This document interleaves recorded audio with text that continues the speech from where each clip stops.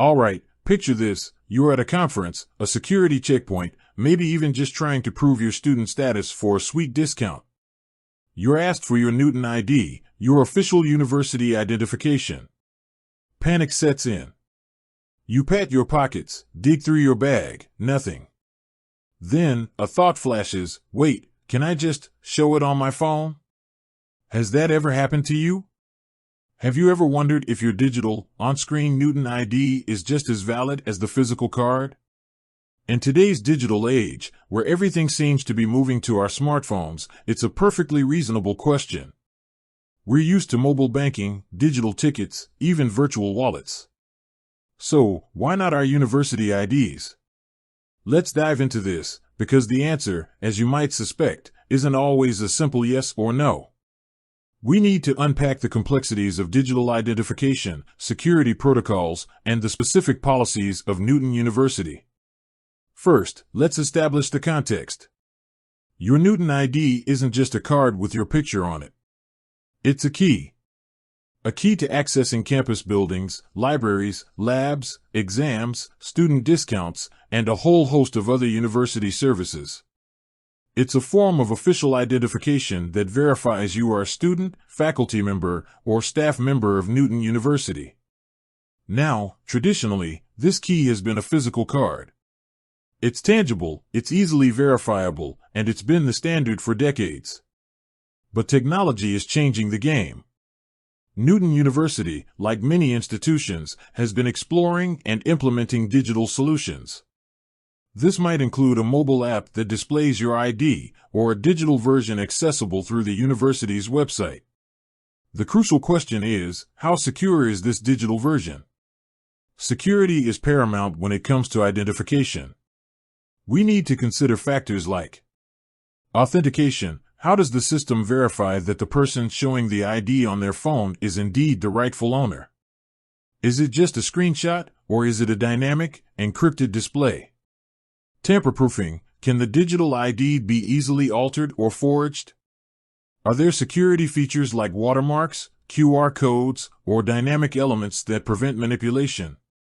Offline access. What happens if you're in an area with no internet connection? Can you still access and display your digital ID? Data privacy. How is your personal information protected? Is the data encrypted, and who has access to it? Newton University's IT department has likely put a lot of thought into these questions. They would have weighed the convenience of digital IDs against the potential security risks.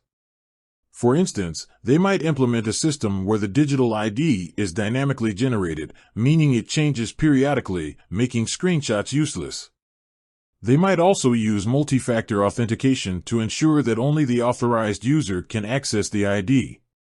Let's consider some scenarios. Imagine you're trying to enter a secure lab. A security guard might be equipped with a scanner that can verify the authenticity of your digital ID.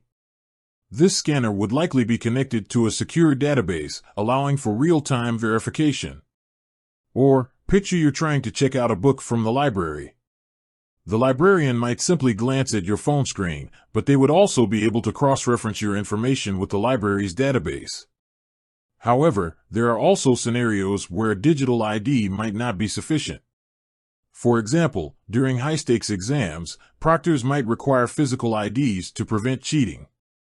Or, in situations where internet connectivity is unreliable, a physical card might be the only option. So, to definitively answer the question, can I show my Newton ID on my phone, you need to look at Newton University's specific policies. Here's how you can find this information. Check the university website. Look for information on the official website, specifically in the IT or student services sections. Search for keywords like digital ID, mobile ID, or electronic ID. Contact the IT department. If you can't find the information online, reach out to the university's IT help desk. They will be able to provide you with the most up-to-date information. Consult the Student Handbook. The Student Handbook is a comprehensive guide to university policies and procedures. It should contain information on acceptable forms of identification.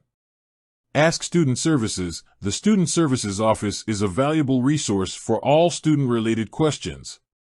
They can provide clarification on the university's ID policies. It's also crucial to understand that policies can change.